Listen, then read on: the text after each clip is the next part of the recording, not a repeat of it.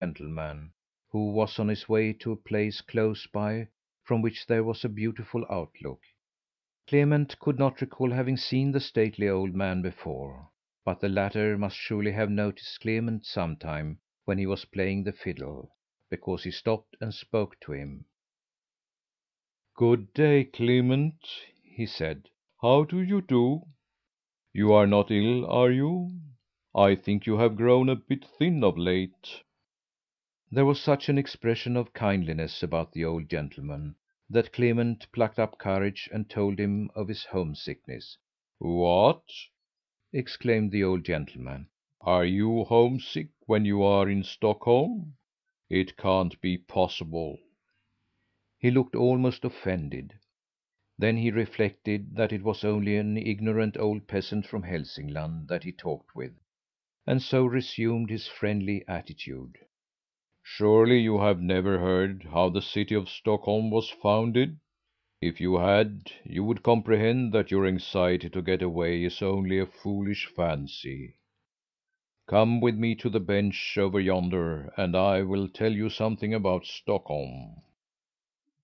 When the old gentleman was seated on the bench, he glanced down at the city, which spread in all its glory below them, and he drew a deep breath as if he wished to drink in all the beauty of the landscape. Thereupon he turned to the fiddler. "Look, Clement," he said, and as he talked he traced with his cane a little map in the sand in front of them. "Here lies Uppland, and here to the south a point juts out which is split up by a number of bays. And here we have Sörmland, with another point, which is just as cut up and points straight north. Here from the west comes a lake filled with islands. It is Lake Mälar. From the east comes another body of water, which can barely squeeze in between the islands and islets. It is the East Sea.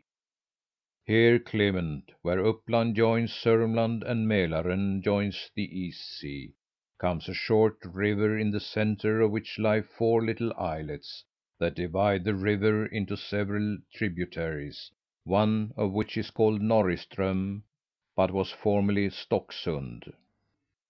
In the beginning these islets were common wooded islands, such as one finds in plenty on Lake Mälar even to day, and for ages they were entirely uninhabited. They were well located between two bodies of water and two bodies of land, but this no one remarked. Year after year passed. People settled along Lake Mälar and in the archipelago, but these river islands attracted no settlers. Sometimes it happened that a seafarer put into port at one of them and pitched his tent for the night, but no one remained there long. One day a fisherman, who lived on Leading Island out in Saltfjord, steered his boat toward Lake Mälar, where he had such good luck with his fishing that he forgot to start for home in time. He got no farther than the four islets, and the best he could do was to land on one and wait until later in the night, when there would be bright moonlight.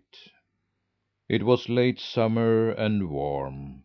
The fisherman hauled his boat on land, lay down beside it, his head resting upon a stone, and fell asleep. When he awoke, the moon had been up a long while.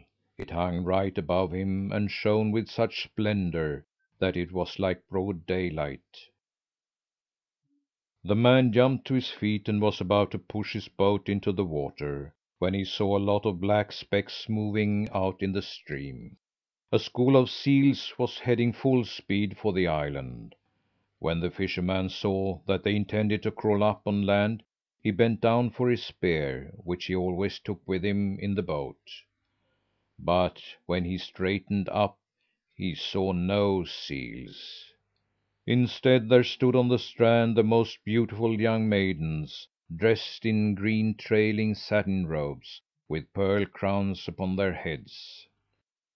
The fisherman understood that these were mermaids, who lived on the desolate rock islands far out at sea, and had assumed seal disguises in order to come up on land and enjoy the moonlight on the green islets. He laid down the spear very cautiously, and when the young maidens came up on the island to play, he stole behind and surveyed them. He had heard that sea nymphs were so beautiful and fascinating that no one could see them and not be enchanted by their charms, and he had to admit that this was not too much to say of them. When he had stood for a while under the shadow of the trees and watched the dance, he went down to the strand, took one of the seal skins lying there and hid it under a stone. Then he went back to his boat and lay down beside it and pretended to be asleep. Presently he saw the young maidens trip down to the strand to don their seal skins. At first all was play and laughter, which was changed to weeping and wailing when one of the mermaids could not find her seal robe. Her companions ran up and down the strand and helped her search for it, but no trace could they find. While they were seeking, they noticed that the sky was growing pale and the day was breaking, so they could tarry no longer, and they all swam away, leaving behind the one whose seal skin was missing. She sat on the strand and wept. The fisherman felt sorry for her, of course, but he forced himself to lie still till daybreak. Then he got up, pushed the boat into the water, and stepped into it to make it appear that he saw her by chance after he had lifted the oars. "Who are you?" he called out. "Are you shipwrecked?" She ran toward him and asked if he had seen her seal skin. The fisherman looked as if he did not know what she was talking about. She sat down again and wept. Then he determined to take her with him in the boat. "Come with me to my cottage," he commanded, "and my mother will take care of you. You can't stay here on the island where you have neither food nor shelter." He talked so convincingly that she was persuaded to step into his boat. Both the fisherman and his mother were very kind to the poor mermaid, and she seemed to be happy with them. She grew more contented every day, and helped the older woman with her work, and was exactly like any other island lass, only she was much prettier. One day the fisherman asked her if she would be his wife, and she did not object, but at once said yes. Preparations were made for the wedding. The mermaid, dressed as a bride in her green trailing robe with the shimmering pearl crown she had worn when the fisherman first saw her.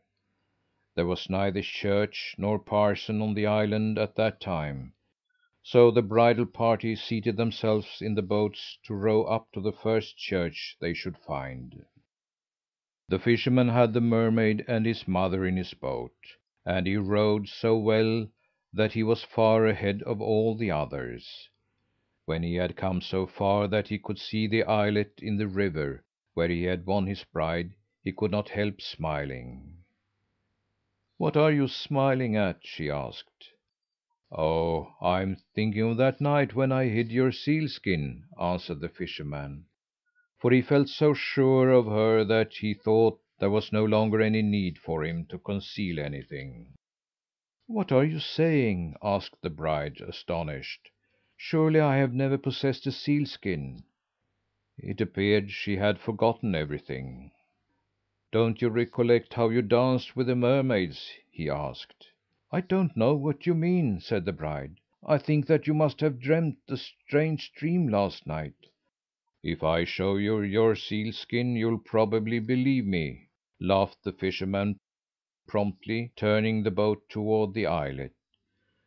They stepped ashore, and he brought the sealskin out from under the stone where he had hidden it. But the instant the bride set eyes on the sealskin, she grasped it and drew it over her head. It snuggled close to her, as if there was life in it, and immediately she threw herself into the stream. The bridegroom saw her swim away, and plunged into the water after her. but he could not catch up to her. When he saw that he couldn't stop her in any other way, in